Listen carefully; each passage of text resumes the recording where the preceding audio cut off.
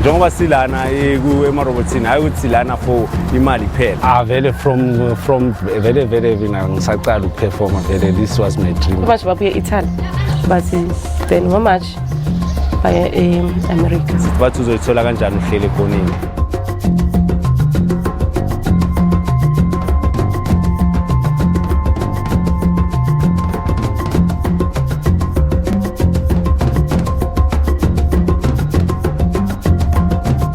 You are watching Stories Untold. My name is Pule Mulebati. A warm welcome to this week's edition of the show. Street entertainment has become popular here in urban South Africa, with youngsters offering a variety of dance routines at street lights and intersections. While this has evoked different emotions from motorists and the public at large, we here at Stories Untold spend some time with a dance group from Daveyton here in Gauteng to give you the untold story of street entertainers. Our producer Nombuso Mahlangu takes us behind the scenes of a Pantshula dance group, Prokonyoko. Let's have a look. South African townships are oozing with talent, from dancers such as Sibusiso Mavimbela, better known as Fanki, to aspiring artists such as the mentees that Fanki is grooming. Fanki was born and raised in Daveyton, east of Johannesburg. From an early age, Fanki knew that all he wanted to do was dance, even though his upbringing was not easy. Ukukhula kwami yazi izinto yazi kunzima ukukhulela emkhukhwini. Nokuhlanga nokubona ezinye izinto engamelanga uzibone mhlambe mawumntwana yabo, kunokuba rough nje empilweni, nokubona ama disadvantages anokuba bash, ukuthi eziningi izinto esengihlangabezana nazo engizibonile, ezinye zakhona zi-wrong, yize ezinye izinto ezingenza ukuthi mayigcine sengenza izinto ezifana nalezi, ngoba ngibona izinto ezibhaye ezenzakalayo nje lifeini and ezingekho right. Growing up around influences that were not as good taught him valuable lessons as he made mistakes along the way. Endleleni zami yabo khona ezinye izinto ebengizenza ukuthi manje sengabona ukuthi lezi zinto lezi sizenzayo manje azikho halala, azikho grand yabo izinto ezinjalo. That's where manje nami ngikhetha phela bengisebenza yabo, but ngiyekhetha ukuyekela umsebenzi ngazitshela let me give back to the community, because vele mina I was born as a dancer vele. Dance was his outlet and became his escape. Vele from very ngisaqala ukuperforma vele this was my dream vele ukuthi shazi nami ngathi vele ngathi ngaba neyami organization, njengoba vele ngineyami organization from a primary ukuperforma vele ukuthisha dala ngakuqala kwasesikolweni ama-drum majoros yimi umuntu ebengivisa leyo group ye-drum majoros, yabona yimi umuntu kwaucula ngibuya fair ngicula, went to Port Elizabeth, I went to Kiano, yabo indawo ezibhaya shuthi dala nje ubu-artist la kimi ukukhona. Fanki soon gave everything up just for dance. Ngicala nabajita abantu abalingana nami yabo, singabajita then nathi vele besi-attend ama-event waseyikolweni primary njengoba besifunda yabo, then it's whereby le nto icala uthothi ucala kwayo la mina ngiyekelana nabajita khona, kanti it's whereby khona abanye abantwana abazothanda le nto esiyenzayo, then they approach me, and ukungi-approacha kwabo bekwabantwana abayi-2-3 kanjalo yabo, then ngabona ukuthi okay, that means I can start this thing ngalabantwana. Now teaching young children from his community Pantshula dance and mostly focusing on girls was quite rare, but his group quickly grew.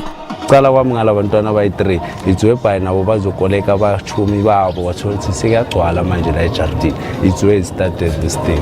Njengalabo engibaphethe manje i-crew yobi-3 emantombazaneni, khona abanye ngicale nabo yilabo abangekho, kwaba khona abalandelayo njengoba sengilandelisa ngalabo. The group growing to over 15 children, needing to start participating in competitions, and with most parents unemployed, Fanki had to come up with means to make money for the group. Siyahasila like my sister senza yonke into, khona izinto esizibiza ngokuthi kona to kona, siyakhona ukuthi masishaye kona to kona abantu la elokushini basilahlela imali siyithole, siyakhona ukuphuma siye kuma-complex, siyakhona ukuphuma siye ema-robotini, and like hustling yethu nje ikaningi my sister, sinezinto ezibhaye sizenzayo in terms of hustling. Fanki's unconventional way of making money for his Pantshula dancers was a leeway for the township children to see a bigger world outside their confinement.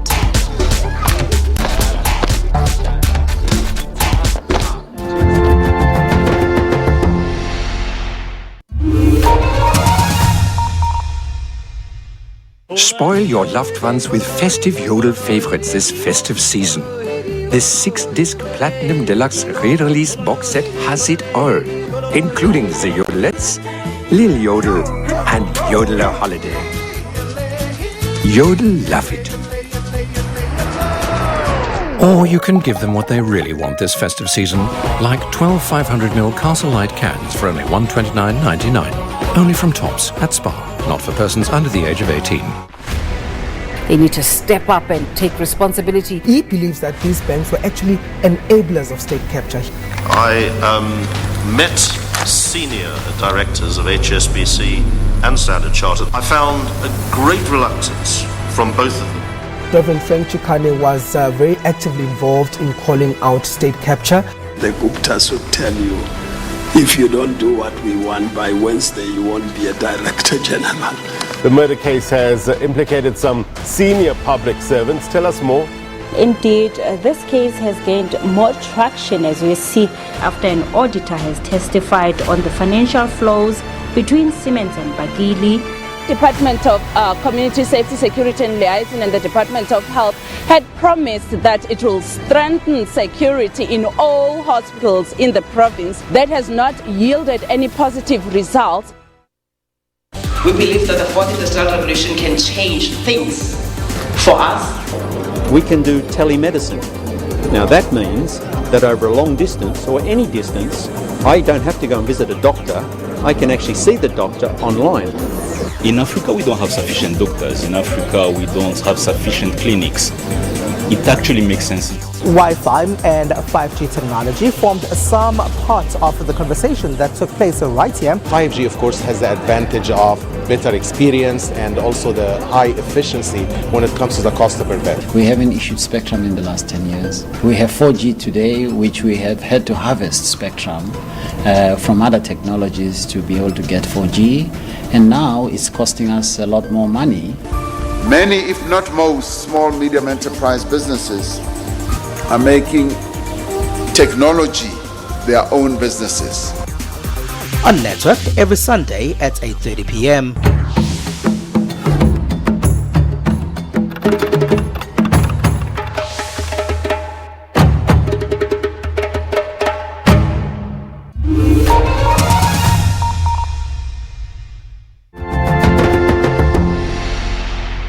Welcome back to the show. Today we give you access to the day in the life of street entertainers. We go off the streets into their home to uncover the drive behind their skill as well as the milestones that they have achieved through dance. Let's have a look.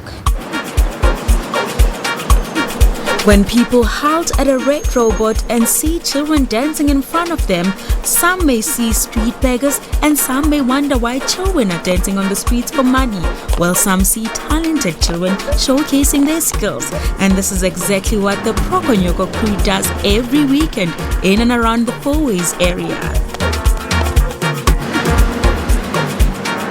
Uqala kwami ngaqala ngama-category amaningi yabo, like isibhutshwa nga-involve ama-category amaningi, but manje asisawayenzile amanye ama-category, sisenza only one category of which nami ngithatha as culture ngoba vele it's been years ngisoloko ngidance isipantsula izinto ezinjalo yabo, and ngitry ukuletha umehluko mhlambe when it comes to isipantsula yabo, ngoba manje kusipantsula sethu abekho abantu abafana namantombazana bangama-choreographer. Makungathiwa unayo ipiece yenziwa ama-out, vele abantu abaphethe ama-organization most bekhona ama-out ukwabona into ezinjalo. Maye nami ngitry ukuthi ngilethe umehluko when it comes to kule industry yethu. Maye that's why senze i-category eyi-1, asisayenzi la amanye ama-category, but kula amanye ama-category sinokulanda sihlanganise nale yethu i-category kanjalo sisebenzela khona ngoba yiyo vele indawo yabo esibonayo ukuthi yabo yinto engasenza ukuthi sibe right, and without ukuthi siyele my sister bengeke size sikhona ukuthi manje i-organization i-last isikhathi esingaka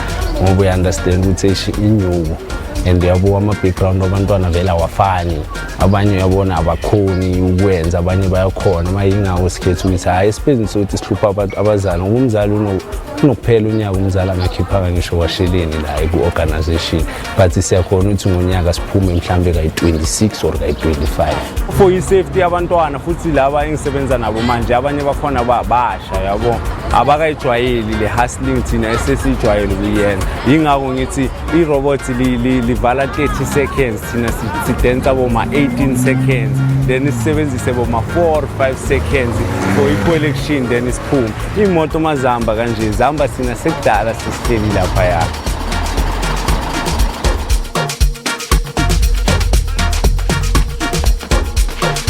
Luyanda Manyaka is one of the Pantshula dancers. She has been with the Prokonyoko crew since she was 5 years old. Prokonyoko is a mixture of dance moves. Luyanda's mother, Portia, says she was very hesitant at first as this is the first movement of its kind in their township. But at the same time, esikolweni uyaphasa uthola ama-award kulapho nganikela khona ke ukuthi akayenze anything ayifunayo lapha kaFanki. Umntanami uhappy, azange kube khona i-problem la emphakathini, azange akasihluphi la endlini. Makasuka la endlini abuya esikolweni uya straight kaFanki. Makabuya kaFanki bonke mabeza so uyabona sihlala main road bayabonakala bonke. Elise Makubedu's daughter Kekeleto also joined the Prokonyoko crew when she was 6 years old, and she's now 15 and continues to excel both at school and in sports. To me, like I understand, ngoba athoka umuntu unaro docha olungwana oboro atho school arimboni utlomana late abo umutso utswagayo utswa go find atho lugodi mbubo umujarteni ajampa lobot ke amogetse ngoba ke abona ro abutfanki ntwa irang iba keep them busy from strategy ba right no ke tsora sa le go yena asiko yena kuntu. Junior Mbonza is an aspiring choreographer, and when he met Fanki, he knew he was well on his way to his dreams. Mina no Fanki hlangane 2014 ngisesomntana esikolo safunda high school yami beku first year yami high school ka grade 8 so bengihlala eBasuthwini so ngamuva ngaza ngapha so ngapha obviously kudlala ibhola kakhulu nani so ngabona abadancer nibajabulisa amantombazana kakhulu yebo so I decided to come in ngibajoine. He says dancing at the traffic lights was intimidating at first, but he got used to it. Ngithukiwe na uyazi ngithukiwe ngihlezi nje ngitatazela for yena yebo because guys ajave training nakhona ngisathukiwe nalapho yebo but ngathi marobotini I think say west because baba mvelo ya drive uzongibona la anyway so yeah but ngicela sesijwayela sesengi-accept ukuthi into kumele siyenze for ukuthi sizokwazi ukurace igroup yethu. Fanki has not only been grooming his crew with dance, but with school as well. During the week, you should mean expect to umntwana makangayenza izinto ezi-3 ngelanga ofisho uzoba safe. Okokuqala bengithanda ukuthi umntwana ekseni makavuka ahamba esikolweni ngoba isikolo vele sisihambisa phambili. Asifuni kube nama-artist angafundanga. Ngifuna ahambe ekseni esikolweni agade uprincipal bese yogada ubutishara. Makabuya abuya yenza umsebenzi wasekhaya then abuye eze kimi. Then mafika kimi mina ngimfundisa lento lengimfundisa yona then ahamba kumama sengimnikezela kumama ke sokuye mela check ama homeworks sokuye mela yenze showcase ukuthi umntwana akhe ngaleso sikhathi yini nani mela yenze esikole. Taking this as serious business and not just begging for cash, the money made on the street lights goes towards helping the group grow and make dreams of the young dancers be in reach.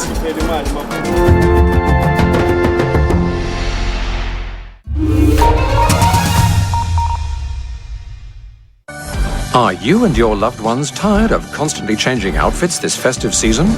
Introducing Frockit, your all-day, everyday casual frock. Perfect for sleep-ins, meetings and casual greetings. And if you buy today, you'll also receive an extra Frockit for her. Or you can give them what they really want this festive season, like a 750ml Ballantine's blended Scotch whisky and 2 glasses for only $169.99. Only from Tops at Spar, not for persons under the age of 18. This is where we take a look inside the world of media, analysing the trends, the issues and the reporting of some of the week's top stories. One of the things that we are seeing across the globe, people are consuming news and living their lives with their mobile devices. The evolution of journalism is to use the same skills, the same ethics, the same values, but to cater to different audiences, because it's not the same people. There is a lot of debate in this industry today whether the future is about digital paid content. Will there be a market for users to pay for digital content? And we see that in Africa it's a challenge. People will go, pay for a newspaper, take it away. Why won't they pay for it online? In the initial stages of shifting from print to online, we created the impression that what people were paying for was the paper. And so people are very reluctant to pay for the journalism, and good journalism is very expensive. Watch Media Monitor Sundays at 9 a.m. Police in Mahikeng have their hands full stopping residents from looting shops in the Mahikeng Central Business District. As you can see behind me, it's pandemonium here in Mahikeng. The masses are trying to break the hold of the police to go into these shops and possibly loot them. And there we have it, the separation. Wow, oh, look. The police are trying their very best to control the crowd here.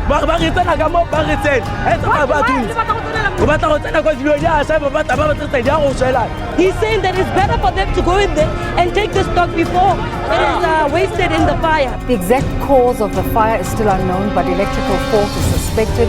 This must be a major knock for the economy of this area, because this is an economic hub of Mahikeng. Our town is very small. When the shops are burned down, our people are really going to suffer economically, and employment is also going to suffer because most of the people are working in these shops.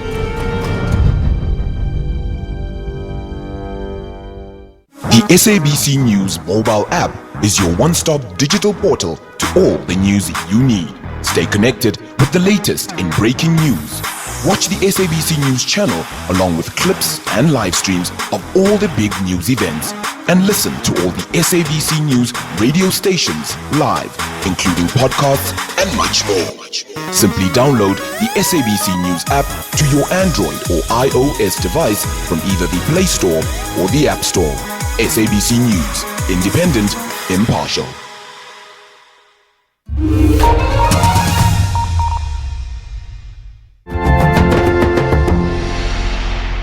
Welcome back. Remember to engage with us on social media using the hashtag StoriesUntold. With just few minutes remaining before we wrap up the show, we look at the dance group Prokonyoko's future plans, as well as the lessons that they have picked up while dancing right here on this street. Let's have a look. From the streets of South Africa to international stages in Prague, the Prokonyoko Pantshula group is an example of the saying, never judge a book by its cover. These dynamites that have taken the craft of dance to another level have won the hearts of motorists and are determined to do whatever it takes to get to their destinies. Their ride is a joyful one. Ukuqala kwethu sihasile training. Yabo besitoloko sasile training. Then waba khona umunye umfana engihlangana naye training. Wathi kimi uyabona siyahasila la training but yena unendawo la angasibonisa khona esingayenza khona imali. Yabo wasithatha wasimikisa ngale morning side. From lapho morning side we saw ukuthi okay, shuthi masenza kanje imali yayenzakala. Then saqalela vele sasebenza njengoba sesithole nale enye indawo. Shuthi sesinendawo ezithu senzela ukuthi makubheda ngapha sikwazi kuya ngapha, makubheda ngapha sikwazi kuya ngapha. Sometimes sinokuza la uthi imali esiyenzayo still sisabuyisela le mali transport esiza ngayo la cause ukusuka eDaveyton ukuza la eSandton it's expensive. Yabo sinokuthola ukuthi mhlambe ngalelo langa lelo siphethe 300 aside or siphethe 400 aside. Mase sikhiphe nale transport nani. Sothi masenze 700 ngelanga ish. Yabo khona amanye ama-expenses angekho great. Siyabona le ndawo lena kithi uncedo kakhulu ngoba one amagigi siwathola la njengoba silana emarobotini hayi ukuthi silana for imali kuphela asikho la for imali kuphela sithi advertise nomsebenzi wethu siwenza amagigi siyawathola thina la kule ndawo mhlawumbe ngikhuluma kanje sinawo amagigi somar 7 or 8 ngoba sina 4 years siyenza lento siyenza sekuyisikhathi eside sisoloko senza lento siyenza uyabona lawo esiwatholayo around khona la eSandton ngoba umuntu usibona khona la eSandton asithatha simiyise mhlawumbe khona la maduze or yabo asithatha simiso right amanye ama-award walabantu bangaphandle uthi uyafika uyasitela usinikeza ingoma nayo ingoma ngicela nidensele le ngoma then ngizomisa kuma-awards ziningi nje izinto esizenza ezinye nembamani ngeke ngikhona ukuzikhumbula but seziziningi izinto esizenzile la. Their highlight of going overseas was a footprint of their journey. So overseas sithola kanjani futhi ngiyele ngeza nabanye abantwana abayi3 la mina ngoba umuntu wesi4 nakhona abanye bebabhizi nama studies wabo ngabona ukuthi ngcono kunothi sihlale nje ngoba indlela vele ngizama ngayo imali ayikho enye indlela ngizama ngayo imali ngaphandle kwale engenza ngayo. Sema sifika lana umedemo wabona ngihamba nabantwana abayi3 wangibizela esayidini wathi kimi ufuna ukuthatha labantwana laba abayi3 ayo bacollaborate nabantwana besikolo sakhe. Yabo wathi kimi ufuna laba abayi3 ngathi mina kuya ngeke ngikhona ukunikeza laba abayi3 ngoba nginabantwana abaningi lokushini. Wathi kimi okay hamba ungikhethela abantwana abayi3 ngathi angeke ngikhone wena ngizokulethela boyi15 wena uzozikhethela abantwana abayi15. Ngithe mangifike lokushini sahlanganisa umsebenzi wabantu abayi15 saya kuye as an audition ukuthi akwazi ukukhetha abantwana abayi3 ngenzelana ukuthi ngingathi ngihamba nalaba abanye babone ngathi uFanki usivalela ngaphansi. Thema sifika kuye wahluleka ukuyihlukanisa lento lesimenzela yona. Wathi okay mina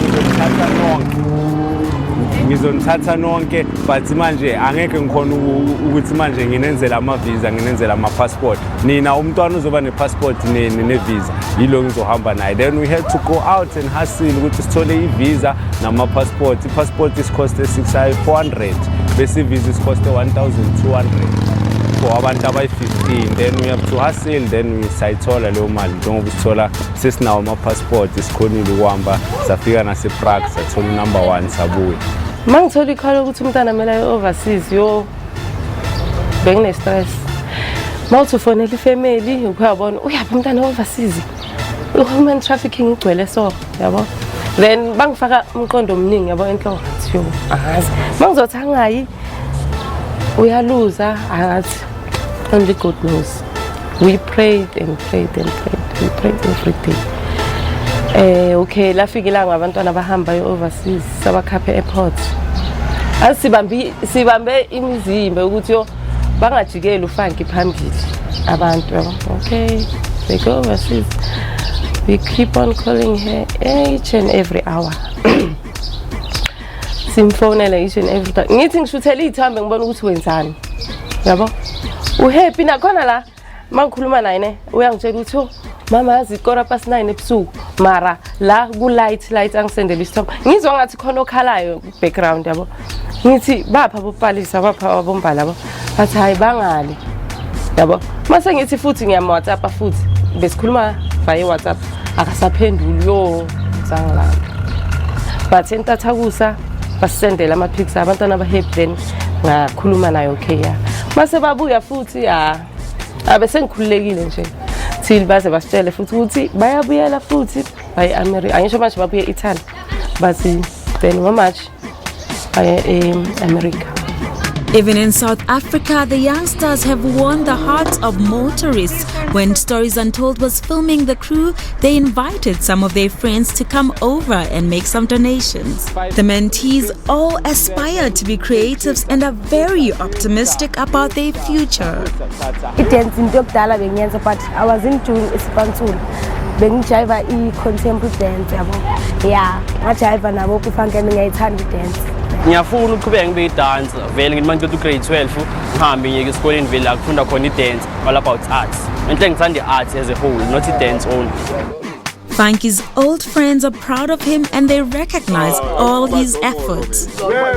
Fanki usho ukuthi uzama ukuthi into ezifana necrime ziphele la elokishini yase Daveyton wa understand ukuthi nengane zakhona uyasifaka endleleni ukuthi abafake kujive sina simisa uJovicho kakhothe mina ngimiza uJovicho bakemona ngeJovicho ukuthi ngiproud ngokuthi into ayenzayo ngiyayithanda ukuthi akhiphe abantwana endleleni errong abafake endleleni eright sisters. Abantwana abesikolweni baya kuFanki bayijivela uFanki izinto eright ebhedwe imphakathi lethu nathi usasabantu kumphakathi wesizathu ukuthi sicela ukuthi sithule khipha amathura semncede abayithe ukuthi iyouth ibe right bakwazi baqhubeke mntana bafuna ukuyikolweni bayaphezulu baye kwenye indawo baphela impilo yethu. Besides dance, Fanki has a bigger vision. I-vision yami yazini my sister ukuthi iminyaka njengoba isoloku ihamba ngathi ngathola indawo la ngizokwazi ukufundisela khona. This thing ngifuna kube isikolo. Angicabangela umuntu enginaye manje, ngicabangela umuntu abasamcabanga ukumenza. Uyangithola izinto ezinjalo. So ishuthi kahle ngifuna ukuthi kube na like multi purpose lapha ngoba sikude kabi nama art center. Ngifuna la sikhona kube khona multi purpose so that nabanye be community bazokwazi ukubenefita in terms of leyo multi purpose. Abachiselayo, abantu abathungayo. Yabo izinto nje ezibhaye ezenzakalayo yabo. Ngoba mina ngokuya ngami lento engiyenzayo lapha ngiyithatha isikolo. And esikolweni awulovi nanoma imvula inetha nama ngiexpectanga ukuthi umntwana love ngoba ngaleso sikhathi azolova ngaso ngizosuke ngingazi ukuthi mina ukuphi kanti uzobe mhlambe kulavelelwa khona ilezi zinto lezi ezisinakho ezenzakalayo. And Fanki's motive is very simple. Bathi uzoyithola kanjani uhlele ekoneni nathi sisekoneni but ekoneni lokwenza imali unlike ukuthi sihlalele ukushila.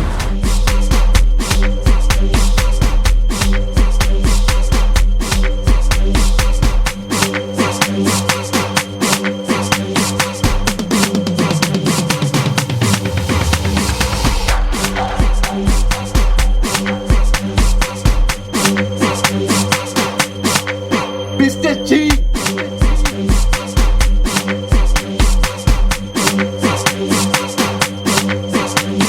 And with that thought-provoking edition of this week's Stories Untold, we end things here for this week. We wish Fanki and his crew prosperity in their dance career. Thank you so much for watching, folks. Until next week, goodbye.